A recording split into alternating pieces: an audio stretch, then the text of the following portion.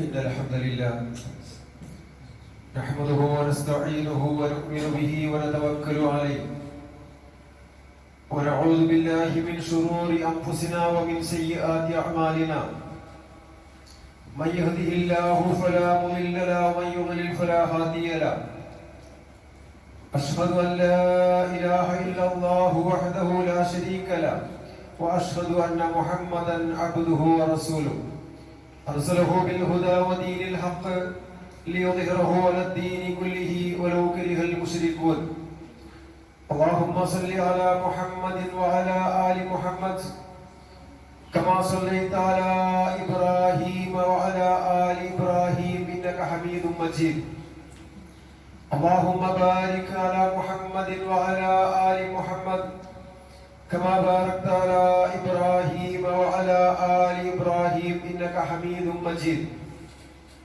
أما بعد فإن خير الكلام كلام الله وخير السنن سنن محمد صلى الله عليه وسلم وشر الأمور محدثاتها وكل محدثة بدعة وكل بدعة ضلالة يا أيها الذين آمنوا اتقوا الله حق تقاته ولا تموتن إلا وأنتم مسلمون أعوذ بالله من الشيطان الرجيم إذ قال له ربه أسلم قال أسلمت لرب العالمين ബഹുമാന്യരായ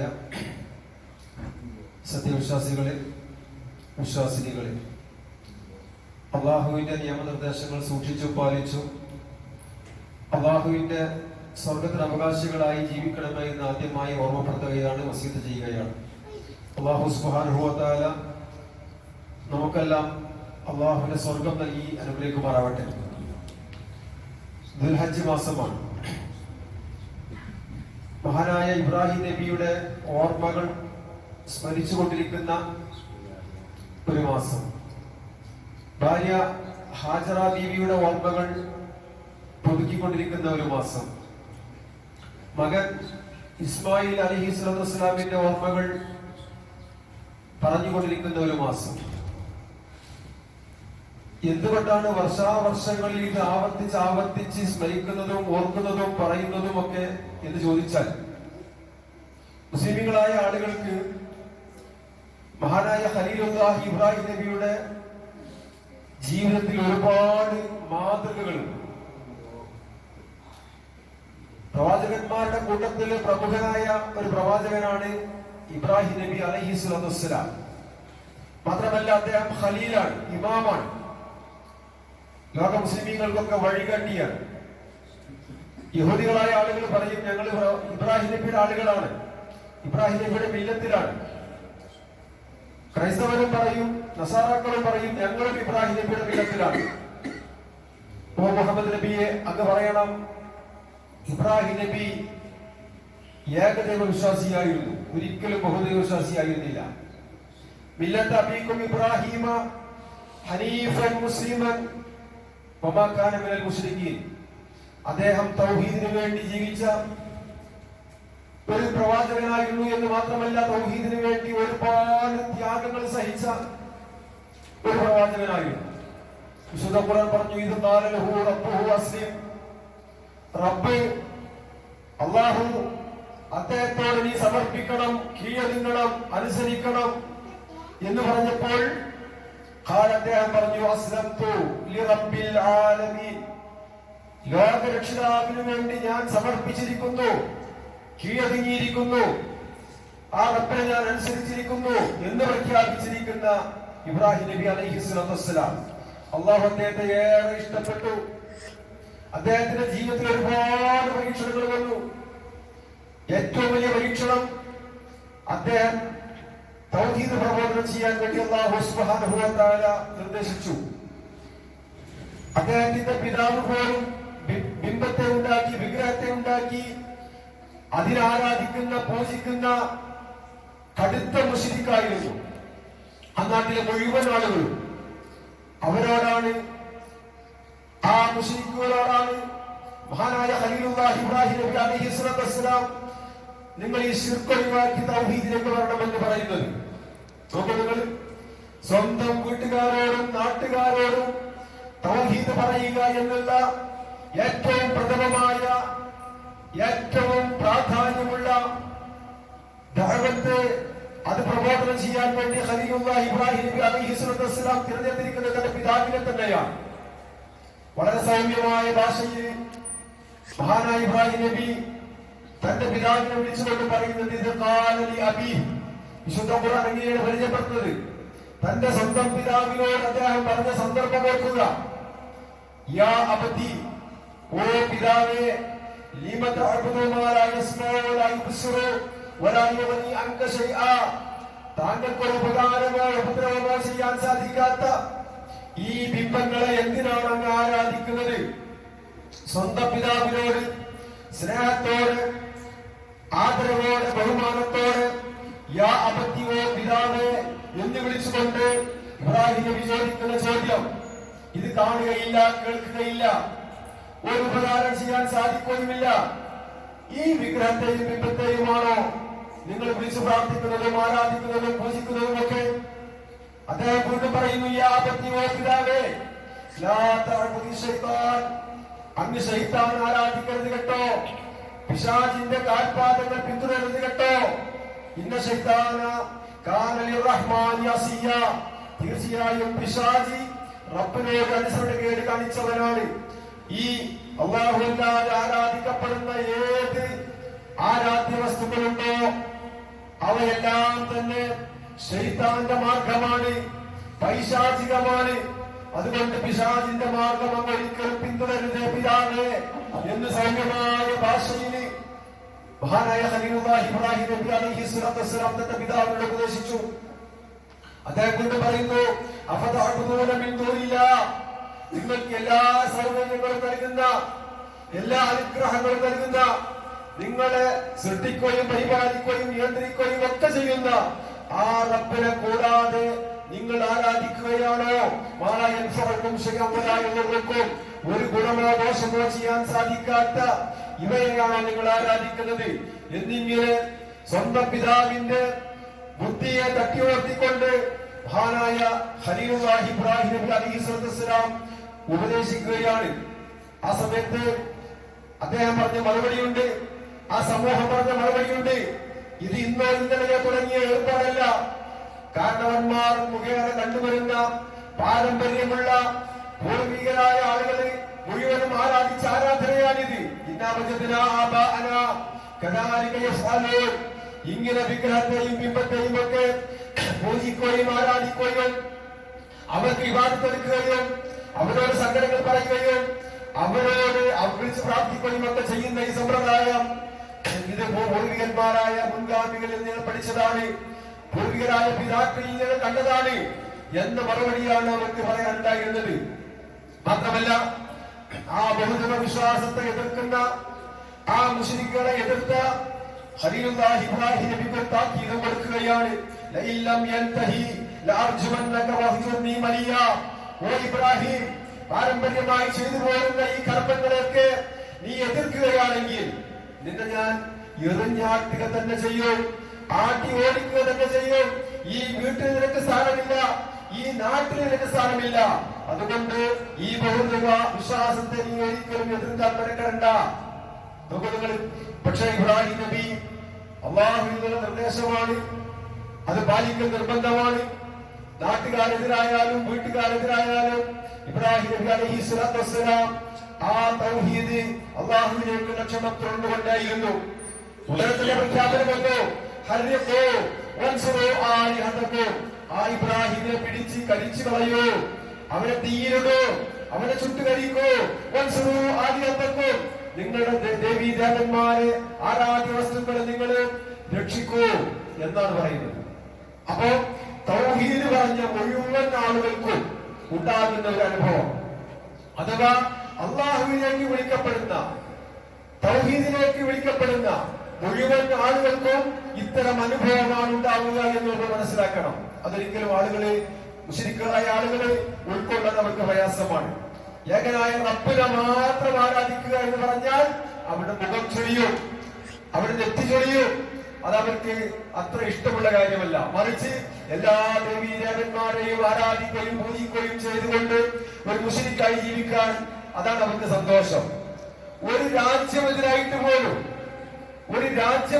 പോലും സ്വന്തം വീട്ടുകാരും സ്വന്തം പിതാവും നാട്ടുകാരും എല്ലാവരും എതിരായിട്ട് പോലും ഇബ്രാഹിം നബി അലൈഹിസ്സലാത്തു വസ്സലാം തന്റെ ദൗത്യത്തിൽ നിന്ന് പിന്മാറാൻ പറ്റില്ല. കാരണം അത് അല്ലാഹുവിന്റെ കൽപ്പനയാണ്.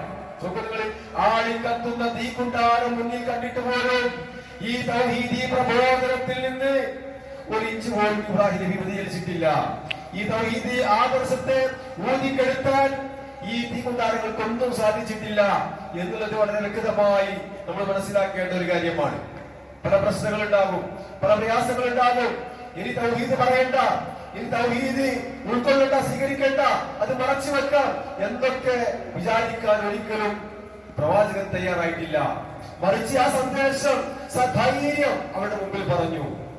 വീട്ടിൽ നിന്ന് പുറത്താക്കി, നാട്ടിൽ നിന്ന് പുറത്താക്കി, തീകുണ്ടാരത്തിലേക്ക് വലിച്ചെറിഞ്ഞു. ചരിത്രം ഞാൻ വിശദീകരിക്കുന്നില്ല. വിശുദ്ധ ഖുർആൻ വളരെ വ്യക്തമായി പറയുന്നുണ്ട്. ആ തീകുണ്ടാരത്തിലേക്ക് വലിച്ചെറിയുന്ന സന്ദർഭത്തിൽ പോലും ഇബ്രാഹിം നബിയുടെ മനസ്സിൽ ഒരു ചാഞ്ചല്യം ഉണ്ടായിട്ടില്ല, ഒരു പതനം ഉണ്ടായിട്ടില്ല. കാരണം ഏകനായ റബ്ബിനെ അചഞ്ചലമായി വിശ്വസിക്കുന്ന തൗഹീദിന്റെ മോഹിതായ പ്രവാചകന് ആ പരലോകത്തെ വിശ്വാസം, അല്ലാഹുവിന്റെ വിശ്വാസം അത് ദൃഢമായിരുന്നു. അതുകൊണ്ട് തന്നെ ഏത് മർദ്ദനങ്ങളെയും ഏറ്റുവാങ്ങാൻ അദ്ദേഹം തയ്യാറായി. തൗഹീദിന് വേണ്ടി അദ്ദേഹത്തെ പിടിച്ച് ആ തീകുണ്ടാരത്തിലേക്ക് വലിച്ചെറിഞ്ഞു. അല്ലാഹു സുബ്ഹാനഹു വ തആല തീയിൽ ഓർഡിട്ടു, ഖുൽനാ യാ നാറു കൂനി ബർദം വസലാമൻ അലാ ഇബ്രാഹിം. ഓ തീ, നിനക്ക് കരിക്കുന്ന സ്വഭാവമാണ് ഞാൻ നൽകിയിരിക്കുന്നത്. അതുകൊണ്ട് ആ സ്വഭാവം നീ മാറ്റിവെക്കണം, നിന്റെ ചൂടുള്ള സ്വഭാവം മാറ്റിവെക്കണം. എന്നിട്ട് ഇബ്രാഹിമിന്റെ മേൽ ബർദൻ വസലാമൻ അലാ ഇബ്രാഹിം, ഇബ്രാഹിമിന് തണുപ്പും ശാന്തതയും നൽകണമെന്ന് തീരെ സൃഷ്ടിച്ചിരിക്കുന്ന അല്ലാഹു ഓർഡർ കൊടുക്കുകയാണ്. സുബ്ഹാനല്ലാഹ്. ആ തീകുണ്ടാരത്തിന് പോലും, ആളിക്കത്തുന്ന തീകുണ്ടാരത്തിന് പോലും ദിവസങ്ങളോളം ആളിക്കത്തിയിട്ട് ഖലീലുല്ലാഹി ഇബ്രാഹിം നബിയുടെ ഒരു രോമത്തിന് പോലും കരിച്ചിലുണ്ടായിട്ടില്ല എന്നുള്ളത് വളരെ വ്യക്തമായി നമ്മൾ മനസ്സിലാക്കുമ്പോൾ ആരാണ് റബ്ബ്? ആ റബ്ബിലേക്കുള്ള ക്ഷണം, ആ റബ്ബിന്റെ ആളുകളായി ജീവിക്കുക, അതിൽ ലഭിക്കുന്ന ഭാഗ്യം എത്രത്തോളം വലിയ ഭാഗ്യമാണ് നമ്മൾ മനസ്സിലാക്കണം. സഹോദരന്മാരെ, ഞാൻ സൂചിപ്പിക്കുന്നത് നമ്മുടെ വീട്ടിലുമുണ്ട് ശിർക്കൻ ആരാധകര്, നമ്മുടെ നാട്ടിലുമുണ്ട് ശിർക്കൻ ചിന്താഗതികള്. അതുകൊണ്ട് ആ ശിർക്കിനെതിരിൽ പടപൊരുതുക എന്നുള്ളതാണ് ഈ ഒരു മാസത്തില് ഇബ്രാഹിം നബിയുടെ ഓർമ്മകൾ പുതുക്കുമ്പോ, ഇബ്രാഹിം നബിയുടെ സ്മരണകൾ അയവിറക്കുമ്പോ നമ്മൾ തീരുമാനമെടുക്കേണ്ടത് ഇബ്രാഹിം നബിയുടെ ഈ ജീവിതത്തിൽ നിന്ന് നമ്മുടെ ഈമാനിനെ, തൗഹീദിനെ നമ്മൾ ശക്തിയായി ഊട്ടിയുറപ്പിക്കണം. എന്ത് പ്രതിസന്ധികൾ വന്നാലും റബ്ബിലേക്കുള്ള ക്ഷണം, അത് തന്റെ വീട്ടിൽ നിന്നാകട്ടെ, തന്റെ മാതാക്കളോടാകട്ടെ, തന്റെ സഹോദരന്മാരോടാകട്ടെ, തന്റെ വീട്ടുകാരോടും കൂട്ടുകാരോടും അയൽവാസികളോടും നാട്ടുകാരോടുമാകട്ടെ. കാരണം അവരൊക്കെ തൗഹീദ് സ്വീകരിക്കാൻ സാധിക്കാതെ, തൗഹീദ് കേൾക്കാനും അത് ഉൾക്കൊള്ളാനും സാധിക്കാതെ മരണപ്പെട്ട് കഴിഞ്ഞാൽ കാലാകാലം അവർ നരകത്തിലാണെന്ന ആ ഒരു വലിയ സങ്കടം അതൊരിക്കലും നമ്മൾ പാത്രീഭൂതരാവാൻ പാടില്ല. നമുക്ക് ബാധ്യതകളുണ്ട്. നമ്മുടെ മാതാപിതാക്കളോട്, കൂട്ടുകാരോട്, നാട്ടുകാരോട് ഒക്കെ ബാധ്യതകളുണ്ട്. ഏറ്റവും വലിയ ബാധ്യത അവരെ തൗഹീദിലേക്ക് ക്ഷണിക്കുക എന്നതാണ്. ആ ശിർക്കിന്റെ കൂടാരത്തിൽ നിന്ന് തൗഹീദിന്റെ വെള്ളി വെളിച്ചത്തിലേക്ക് അവരെ നയിക്കുക, അതിനവരെ ക്ഷണിക്കുക, അതിന്റെ മാർഗത്തിൽ വരുന്ന ത്യാഗങ്ങൾ സഹിക്കുക. ഇതൊക്കെയാണ് ഈ ദുൽഹജ്ജ് മാസത്തില് ഇബ്രാഹിം നബിയുടെയും അതേപോലെ ഹാജറ ബീവിയുടെയും അതുപോലെ ഇസ്മായിലിന്റെയും ഒക്കെ അലൈഹിസ്സലാത്തു വസ്സലാം അവരുടെയൊക്കെ ജീവിതത്തിൽ നമുക്ക് മനസ്സിലാക്കാനുള്ള, നമുക്ക് പഠിക്കാനുള്ള പാഠങ്ങൾ നമ്മൾ മനസ്സിലാക്കുക. എത്രയോ പരീക്ഷണങ്ങളിൽ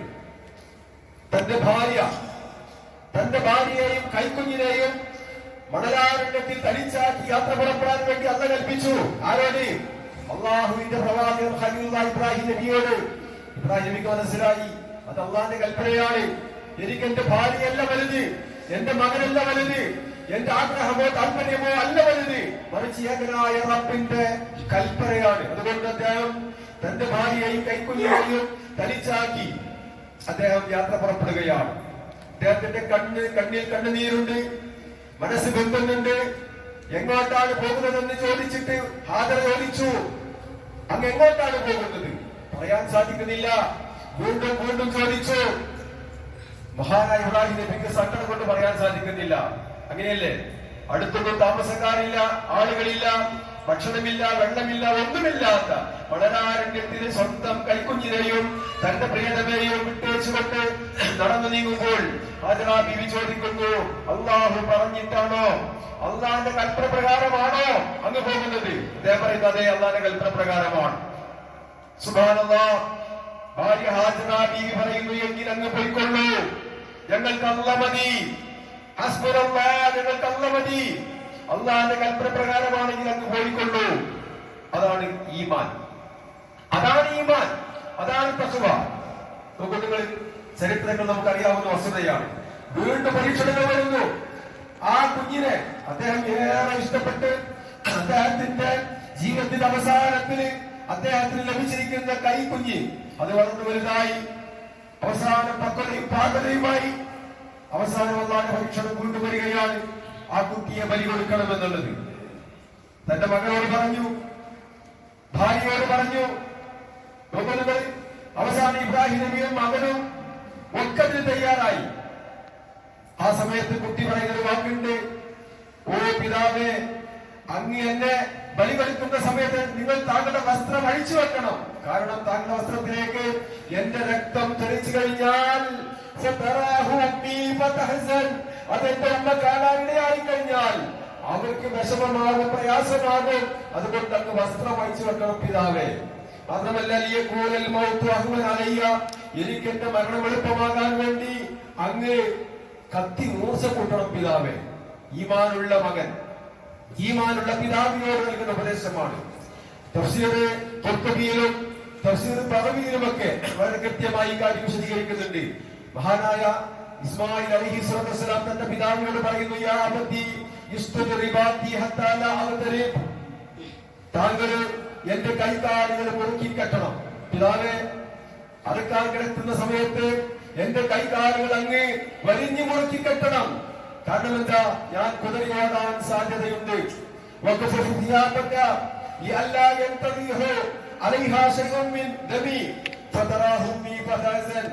അങ്ങ് ബലിയറുക്കുന്ന സമയത്ത് അങ്ങയുടെ വസ്ത്രം അങ്ങ് മാറ്റി വെക്കണം. കാരണം വസ്ത്രത്തിലേക്ക് തെറിക്കുന്ന രക്തത്തുള്ളി കണ്ടുകൊണ്ട് എന്റെ ഉമ്മ സങ്കടപ്പെടാൻ സാധ്യതയുണ്ട്, അതുകൊണ്ട് വസ്ത്രം അഴിച്ചു മാറ്റണം. അദ്ദേഹം കൊണ്ട് പറയുന്നു,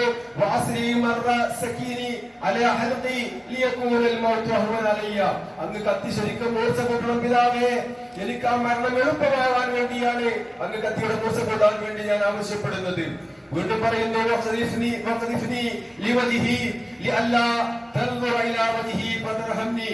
അങ്ങ് എന്റെ മുഖത്തെ ചെരിച്ചു കിടത്തണം. കാരണം എന്റെ മുഖത്തേക്ക് നോക്കി അങ്ങേക്കെങ്ങാനും ദയ തോന്നിക്കഴിഞ്ഞാൽ അങ്ങേക്കത് നടപ്പിലാക്കാൻ പ്രയാസമാകും, അതുകൊണ്ട് എന്നെ ചെരിച്ചു കിടത്തണം എന്ന് പറയുന്നു. മാത്രമല്ല, ആ കത്തിയുടെ മൂർച്ച കണ്ടുകൊണ്ട് ഞാൻ പേടിക്കാതിരിക്കാനും അതാണ് പിതാവേ നല്ലതെന്ന് സ്വന്തം മകൻ പിതാവിനോട് പറയുന്ന രംഗമാണ് സഹോദരന്മാരെ. നോക്കൂ, ആ അല്ലാഹുവിന്റെ കൽപ്പനയാണ് സ്വന്തം ജീവനേക്കാൾ തനിക്ക് വലുതെന്ന് ഇസ്മായിൽ അലൈഹിസ്സലാത്തു വസ്സലാം മനസ്സിലാക്കി, പിതാവ് ഇബ്രാഹിം നബി അലൈഹിസ്സലാത്തു വസ്സലാം മനസ്സിലാക്കി, ഭാര്യ ഹാജറ ബീവി മനസ്സിലാക്കി. അവർ പറയുന്ന വാക്കുകളാണ് തഫ്സീറിൽ രേഖപ്പെടുത്തുന്നത്. ഞാൻ ഈ കൽപ്പന, അല്ലാഹുവിന്റെ കൽപ്പന നടപ്പിലാക്കുമ്പോൾ ഒരുപക്ഷെ പേടിച്ച് ഞാൻ ഒളിച്ചോടാൻ സാധ്യതയുണ്ട്, കുതിരിയോടാൻ സാധ്യതയുണ്ട്. അതുകൊണ്ട് എന്റെ കൈകാലുകൾ അങ്ങ് ബന്ധിപ്പിക്കണേ പിതാവേ. വേദന അറിയാതിരിക്കാൻ, ആ കർമ്മങ്ങൾ വേഗത്തിൽ നടപ്പിലാക്കാൻ അങ്ങ് കത്തി മൂർച്ച കൂട്ടണം പിതാവേ. ആ സമയത്ത് താങ്കളുടെ വസ്ത്രത്തിലേക്ക് രക്തത്തുള്ളികൾ തെറിക്കാതിരിക്കാൻ അങ്ങ് വസ്ത്രം അഴിച്ചു മാറ്റണം പിതാവേ. മാത്രമല്ല, എന്റെ മുഖം കണ്ടുകൊണ്ട് താങ്കൾക്ക് ദയ തോന്നാതിരിക്കാൻ എന്നെ ചരിച്ചു കിടത്തണം. അതാണ് കത്തിയുടെ മൂർച്ച കണ്ട് ഞാൻ അന്താടിക്കാതിരിക്കാനും പേടിക്കാതിരിക്കാനും നല്ലത് എന്ന് സ്വന്തം മകന് പറയുമ്പോ, സഹോദരന്മാരെ സഹോദരിമാരെ, അതിന്റെയൊക്കെ സ്മരണകൾ പുതുക്കുകയാണ് ഈ മാസത്തിൽ. നമ്മൾ ബലികർമ്മം നിർവഹിച്ച ആളുകളാണ്. നമുക്ക് ആവശ്യമുള്ള പണം നമുക്ക് അത്യാവശ്യം ഉണ്ടായിട്ട് പോലും ഈ ഒരു ഈമാൻ തഖ്വ ഇബ്രാഹിം നബി സ്വന്തം മകനെ അറക്കാൻ തയ്യാറായിട്ടുണ്ടെങ്കിൽ എന്റെ ആവശ്യമല്ല എനിക്ക് വലുത്, എന്റെ അത്യാവശ്യമല്ല എനിക്ക് വലുത്, റബ്ബിന്റെ കൽപ്പന നടപ്പിലാക്കാനുള്ള അവസരം ഞാനിത് വിനിയോഗിക്കണം. എത്രയോ പരീക്ഷണങ്ങൾ നമുക്കും വരുന്നുണ്ട്. ഇബ്രാഹിം നബി അല്ലാഹു പരീക്ഷിച്ചതുപോലെ, ഹാജറ ബീവി അല്ലാഹു പരീക്ഷിച്ചതുപോലെ, മകൻ ഇസ്മായിൽ അലൈഹിസ്സലാമിനെ അല്ലാഹു പരീക്ഷിച്ചതുപോലെ നമ്മുടെ ജീവിതത്തിലും പരീക്ഷണങ്ങളുണ്ട്. മാതാപിതാക്കളെ കൊണ്ട് പരീക്ഷണങ്ങളുണ്ട്, ഭാര്യയെ കൊണ്ടുണ്ട്, ഭർത്താവിനെ കൊണ്ടുണ്ട്, മക്കളെ കൊണ്ടൊക്കെ അല്ലാഹു പരീക്ഷിക്കുന്നുണ്ട്. ഈ പരീക്ഷണത്തിൽ വിജയിക്കാൻ നമുക്ക് സാധിക്കണം. നമ്മുടെ ഈമാൻ അല്ലാഹു അളക്കുകയാണ്, നമ്മുടെ ഈമാൻ പരിശോധിക്കുകയാണ്. ഈമാൻ പതരാത്ത ഈമാനിന്റെ ആളുകളാണ് നമ്മളെന്ന് നമുക്ക് പ്രഖ്യാപിക്കാൻ സാധിച്ചാൽ നമ്മൾ ഇബ്രാഹിം നബിയുടെ മാർഗത്തിലാണ്, നമ്മൾ ഹാജറ ബീവിയുടെ മാർഗത്തിലാണ്, നമ്മുടെ മകൻ ഇസ്മായിൽ അലൈഹിസ്സലാമിന്റെ മാർഗത്തിലാണ്. ഈ ഒരു മാസത്തിൽ നമുക്ക് സ്മരിക്കാനുള്ളതാണ്. എന്ത് പ്രതികൂല സാഹചര്യം ഉണ്ടായാൽ പോലും എനിക്ക് ഏറ്റവും വലുത് റബ്ബിന്റെ കൽപ്പനയാണ്. റബ്ബ് നമസ്കരിക്കാൻ പറഞ്ഞു, ഞാൻ കൃത്യമായി നമസ്കരിക്കും, അതിനൊരു വീഴ്ചയും ഞാൻ വരുത്തില്ല. റബ്ബ് നോമ്പെടുക്കാൻ പറഞ്ഞു, കൃത്യമായി ഞാൻ നോമ്പെടുക്കും. അതുപോലെ തന്നെ ഇസ്ലാമിന്റെ ഓരോ കർമ്മങ്ങളും അല്ലാഹു പറഞ്ഞിട്ടുണ്ടെങ്കിൽ എനിക്ക് എന്റെ ജീവനേക്കാളും, എന്റെ കുടുംബത്തെക്കാളും, എന്റെ മാതാപിതാക്കളെക്കാളും, എന്റെ ഇടകളെക്കാളും ഒക്കെ എനിക്ക് ഏറ്റവും വലുത് റബ്ബിന്റെ കൽപ്പനയാണ്. ഞാനത് സ്വീകരിക്കും, ഞാനത് പാലിക്കും. അങ്ങനെ ഞാൻ ഒരു മുസ്ലിമായി ജീവിക്കും. ഇബ്രാഹിം നബിയോട് അല്ലാഹു പറഞ്ഞല്ലോ, എന്ത് ഇത് സമർപ്പിക്കണം, ജീവിതം സമർപ്പിക്കണം, നിന്റെ ആഗ്രഹത്തെ സമർപ്പിക്കണം, റബ്ബിന് വേണ്ടി സമർപ്പിക്കണം എന്ന് പറഞ്ഞപ്പോ ഇബ്രാഹിം ലോകരക്ഷിതാവിന് വേണ്ടി ഞാനിതാ സമർപ്പിച്ചിരിക്കുന്നു എന്ന് ഇബ്രാഹിം നബി പറഞ്ഞതുപോലെ നമുക്ക് ഓരോരുത്തർക്കും പറയാൻ സാധിക്കണം. എനിക്ക് എന്റെ ആഗ്രഹമല്ല വലുത്, റബ്ബിന്റെ കൽപ്പനയാണ്. എനിക്ക് എന്റെ മാതാപിതാക്കളോ, ഭാര്യയോ, ഭർത്താവോ, മക്കളോ, സമ്പത്തോ, സൗകര്യങ്ങളോ, എന്റെ ഉദ്യോഗങ്ങളോ, പദവികളോ ഒന്നുമല്ല എനിക്ക് വലുത്, മറിച്ച് റബ്ബിന്റെ കൽപ്പനയാണ്. ഞാനൊരു മുസ്ലിമാണ്, ഞാൻ മുസ്ലിങ്ങളുടെ കൂട്ടത്തിൽ ഒന്നാമനാണ് എന്ന് പ്രഖ്യാപിക്കാൻ നമുക്ക് സാധിച്ചാൽ അൽഹംദുലില്ലാഹ് നമ്മൾ ഇബ്രാഹിം നബിയുടെ മാർഗത്തിലാണ്, നമ്മൾ സ്വർഗ്ഗത്തിലെ അവകാശികളാണ്. ജീവിതത്തിൽ ഒരുപാട് പരീക്ഷണങ്ങൾ വരും. ഈ പരീക്ഷണങ്ങളിലൊക്കെ വിജയിക്കാൻ നമുക്ക് സാധിക്കേണ്ടതുണ്ട്. സമ്പത്ത് പരീക്ഷണമാണ്, സന്താന പരീക്ഷണമാണ്, സൗകര്യങ്ങൾ പരീക്ഷണമാണ്, എല്ലാം പരീക്ഷണമാണ്. ആ പരീക്ഷണത്തിൽ വിജയിക്കുക എന്നതാണ് വിശ്വാസികളുടെ ബാധ്യത. സഹോദരന്മാരെ, സഹോദരിമാരെ, അള്ളാഹുവിന്റെ കണക്കില്ലാത്ത അനുഗ്രഹങ്ങൾ അനുഭവിക്കുന്നവരും ആസ്വദിക്കുന്നവരുമാണ് നമ്മൾ. നമുക്ക് ബാധ്യതകളുണ്ട്. അള്ളാഹു ഇഷ്ടം സമ്പാദിച്ചുകൊണ്ട് അള്ളാഹുവിനെ കണ്ടുമുട്ടാൻ സാധിച്ചാൽ അള്ളാഹുവിന്റെ വിശാലമായ സ്വർഗം നമുക്കുള്ളതാണെന്ന് നമ്മൾ തിരിച്ചറിയണം, മനസ്സിലാക്കണം. അതിന്റെ മാർഗത്തിൽ എന്ത് ത്യാഗം സഹിക്കേണ്ടി വന്നാലും അത് സഹിക്കാൻ നമ്മൾ തയ്യാറാകണം. പ്രത്യേകിച്ച് തൗഹീദിന്റെ വിഷയം, ലാ ഇലാഹ ഇല്ലല്ലാഹുവിന്റെ വിഷയം. ഇസ്ലാമിലെ ഒന്നാമത്തെ കർമ്മമാണ് ഷഹാദത്ത് കലിമ. അള്ളാഹു അല്ലാതെ ആരാധ്യനില്ല, മുഹമ്മദ് നബി അല്ലാഹുവിന്റെ പ്രവാചകനാണ്. അത് അംഗീകരിക്കുക, ഉൾക്കൊള്ളുക, അത് പ്രഖ്യാപിക്കുക, അതിനുവേണ്ടി ജീവിക്കുക. അൽഹംദുലില്ലാഹ്, വലിയ ഭാഗ്യമാണ്. അല്ലാഹു സുബ്ഹാനഹു വ തആല ആ ഭാഗ്യവാന്മാരുടെ കൂട്ടത്തിൽ നമ്മളെല്ലാവരെയും ഉൾപ്പെടുത്തി അനുഗ്രഹിക്കുമാറാവട്ടെ.